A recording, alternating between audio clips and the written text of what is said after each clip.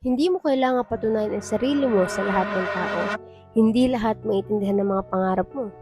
Hindi lahat maniniwala sa kakayahan mo at hindi lahat susuporta sa gusto mong gawin. At okay lang yun. Kasi kung hihintayin mong maintindihan ka lahat ng tao bago ka kumilos, baka hindi ka makapagsimula. May mga taong magdududa sa'yo, yes. May mga taong lalaitin ang mga pangarap mo. May mga taong hindi maniniwala na kaya mo. Pero ito ang tandaan mo. Hindi trabaho ng ibang tao ang maniwala sa pangarap mo. Trabaho mo yun. Kaya imbis na ubusin mo ang oras din sa mga taong wala naman bilib sa'yo, gamitin mo na lang yung oras na yun para mas pagbutihin yung sarili mo. Mag-improve ka.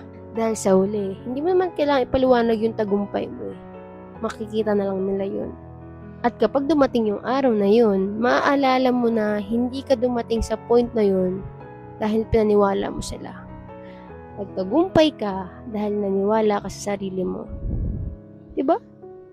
This is Aya, and I believe in you. God bless you.